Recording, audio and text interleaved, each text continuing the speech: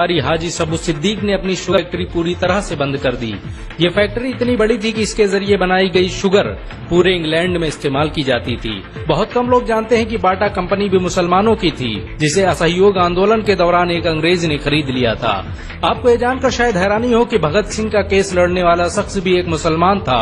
Barrister Asif Ali ने भगत सिंह का case तब लड़ा जब कोई भी भगत सिंह का साथ देने को तैयार नहीं था। इंकलाब जिंदाबाद का नारा देने वाले हजरत मोहानी भी एक मुसलमान थे।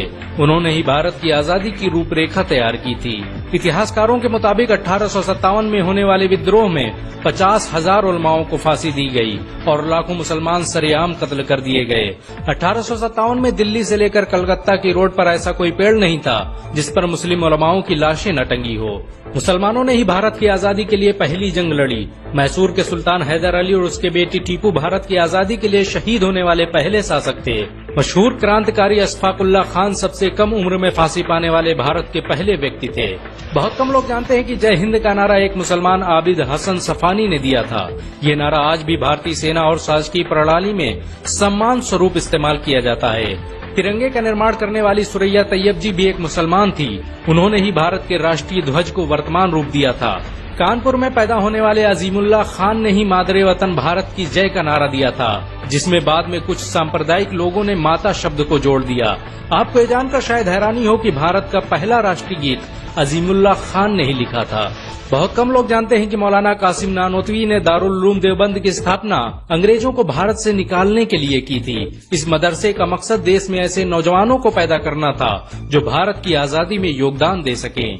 रेशमी रुमाल आंदोलन की शुरुआत करने वाले मौलाना महमूदुल हसन और मौलाना उबैदुल्ला सिंधी दारुल उलूम देवबंद के ही छात्र थे।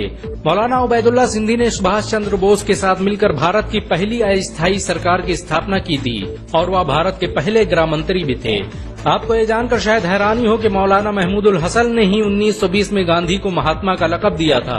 उनका ये नाम इतना मशहूर हुआ कि पूरी दुनिया में गांधी महात्मा गांधी के नाम से जाने जाने लगे।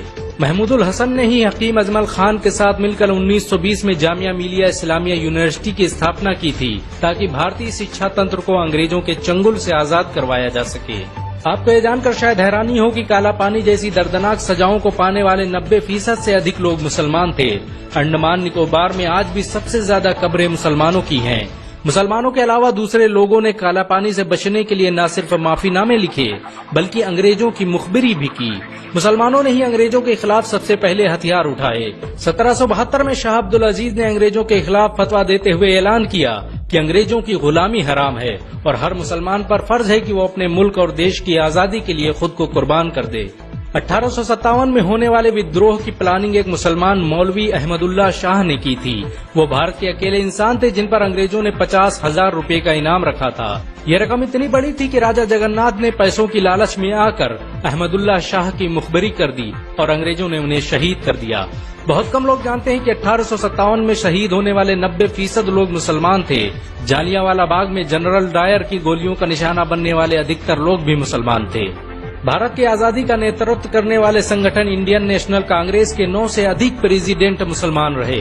गांधी जी ने अफ्रीका में जहां वकालत की पढ़ाई की, वो कॉलेज भी एक भारतीय मुसलमान का था और वह जब भारत में आए तो उन्होंने आजादी के लिए अली ब्रदर्स के साथ काम करना शुरू किया, जो कि मुसलमान थे।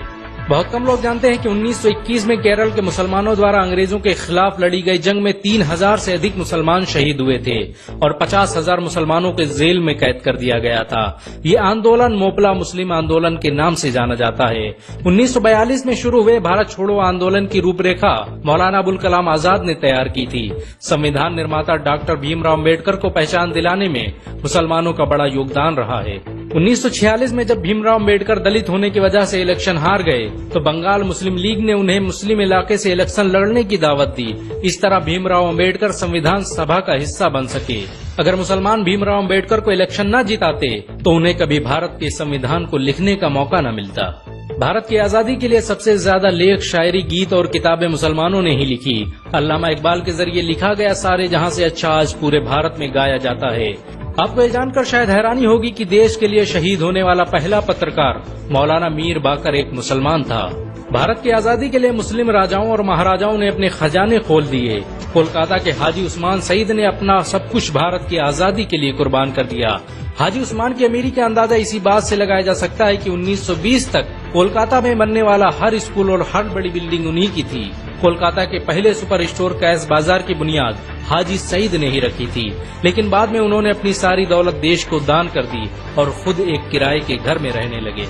अमीर हमजा और अब्दुल हबीब यूसुफ मरफानी जैसे मुसलमानों ने अपनी अरबों रुपये की संपत्ति देश की आजादी के लिए कुर्बान कर दी। सुभाष चंद्र बोस द्वारा अफगानिस्तान में स्थापित की गई सरकार में 9 में से 5 मंत्री मुसलमान थे।